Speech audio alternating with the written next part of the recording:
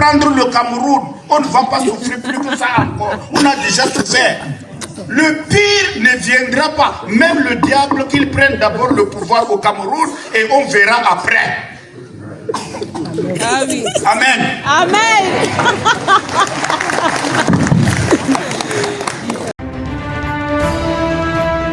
Je passe à la seconde question. Toujours en paraphrasant le pape François.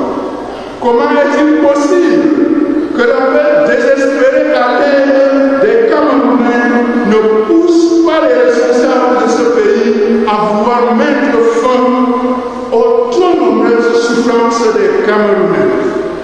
Et la plus grave des souffrances est qu'on interdit aux Camerounais d'exprimer leurs souffrances en leur promettant que l'État est un rouleau compresseur, un moulinex qui réduira à la patte tout Camerounais qui osera exprimer sa souffrance.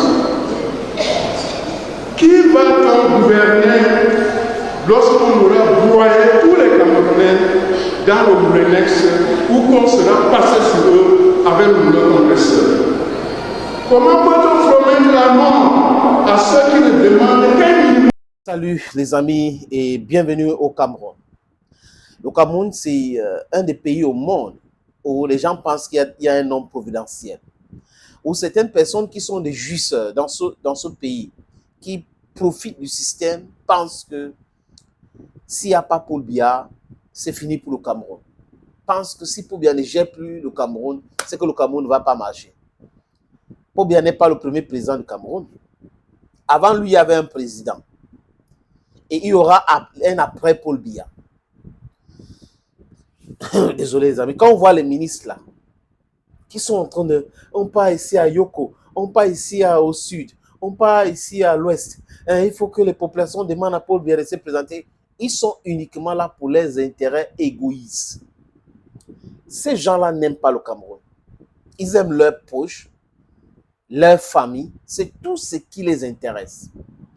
Vous vous rappelez de ce qui s'était passé à Sancho, vers Changla, où il y a eu un éboulement de terre. Et ça a tué certaines personnes.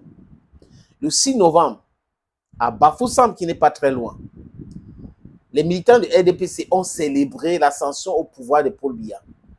Pendant qu'il y avait deuil. Vous pensez que c'est les gens qui pensent du bien du Cameroun? Non. Vous avez seulement des ministres qui montent les muscles, qui menacent tout le monde. L'Uninex. L'État, c'est un monstre froid. L'État, ce n'est pas eux. L'État, c'est tout le monde. Ils confondent le gouvernement et l'État. C'est incroyable. Qui regarde dans le monde? Il y avait les pouvoirs absolus comme ça qui sont tombés. Donc, rien n'est éternel. Messieurs les militants, messieurs les soi-disant peuple des gens qui veulent le changement, alors qu'ils veulent le changement des chaises, ou le déplacement des chaises. Rien n'est éternel. Il n'y a aucun pouvoir qui est éternel. Ça n'existe pas. Mettez ça dans votre tête. Donc, toutes ces agitations-là, il doit se présenter aux élections de 2025, notre champion, il doit se présenter. Donc, vous êtes incapable d'avoir un autre candidat pour représenter votre parti. Monsieur Paul Biya est là depuis 43 ans. 43 ans au pouvoir.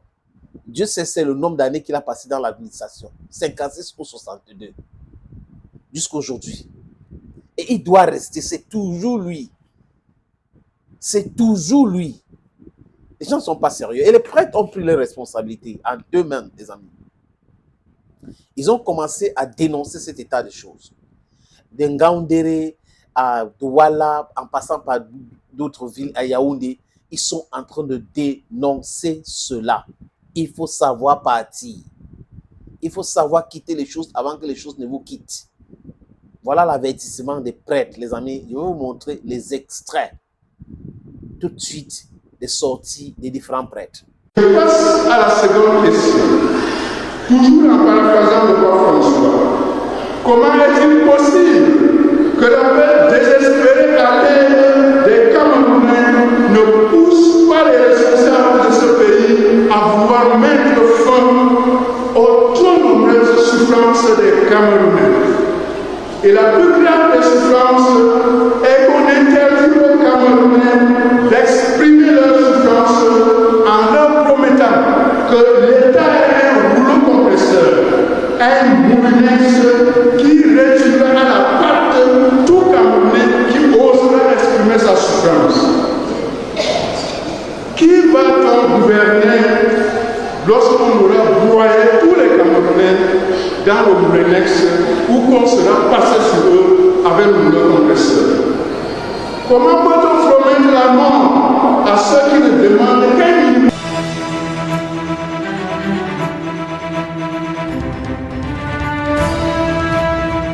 Bleu peut prendre le Cameroun. On ne va pas souffrir plus que ça encore. On a déjà souffert. Le pire ne viendra pas. Même le diable qu'il prenne d'abord le pouvoir au Cameroun et on verra après. Ah oui. Amen. Amen.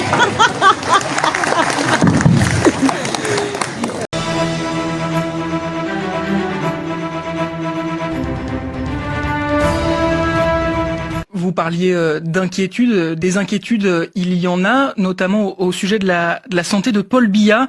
Il est aujourd'hui âgé de 92 ans et récemment, sa santé a fait l'objet de préoccupations. Est-ce que ce sont des préoccupations que vous partagez ? Mais moi, je crois qu'il faut, nous sommes des êtres humains. À un moment donné, nous quittons ce monde. Nous ne pouvons pas faire des miracles. Et voilà pourquoi je parle de la transition, n'est-ce pas? Que tout se passe bien et que maintenant, il y a des élections, mais qu'on se prépare, qu'on n'attende pas là, qu'on soit surpris par quelque chose. Il y a justement, Monseigneur Cléda, des hiérarques du parti de Paul Biya, le RDPC, qui l'appellent depuis des mois à se représenter pour cette élection présidentielle prévue en octobre 2025. Qu'est-ce que vous dites à ce propos? Je dirais tout simplement que cela n'est pas réaliste. Tout simplement que cela n'est pas réaliste. Ça, c'est ce qu'on appelle le vent du changement. C'est vrai, hier, c'était personnel, le cardinal Tumi, il était presque le seul, et Cléda qui parlait comme ça. Mais les autres ont ajouté leur voix pour parler du changement. Ce n'est pas possible. Le pays stagne. Rien ne marche dans ce pays. Il y a la corruption ambiante. Les ministres et certains fonctionnaires sont super riches. Pendant ce temps, le peuple souffre. Et on ne fait que faire des discours vides, des discours de croissance, des discours de ceci. On a fait telle chose, on a fait telle chose. Alors que quand on est en train de manger là, sur notre table, on ne ressent pas ces différentes promesses, ces différentes choses qu'ils sont en train de raconter. Ils font les discours à la caucasienne, c'est-à-dire que les chiffres. On ne nourrit pas les gens avec des chiffres. C'est avec la réalité. Vous parlez des routes, vous parlez des choses. Qu'est-ce qui marche au Cameroun depuis 42 ans? Qu'est-ce qui marche réellement dans ce pays? Rien du tout. Rien du tout. La corruption marche. Peut-être c'est la corruption à merveille. Mais les autres choses là, il faut avoir de la mauvaise foi pour venir dire que ça, il y a des choses qui marchent dans ce pays. Vous avez des ministres en prison parce qu'ils ont détourné. D'autres ont déjà détourné, mais peut-être qu'il faut construire d'autres prisons pour les mettre dedans. C'est pour cette raison qu'ils sont en train de dire non, le système, on veut le système, c'est le même système parce qu'ils ont peur de rembourser cet argent ou d'aller en prison. Voilà pour la qualité des personnes qui ne veulent pas le changement et la vraie alternance dans ce pays. L'alternance, les amis, va concourir à nous faire développer des choses. Et il y aura vraiment d'autres personnes qui vont voir les choses autrement. Vous ne pouvez pas avoir des gens qui ont employé les mêmes méthodes, des méthodes qui n'ont jamais fonctionné. Et ils veulent toujours rester là à employer les mêmes méthodes donc pour mettre les gens toujours à genoux. Thank you, friends. Thank you again. And bye-bye for now.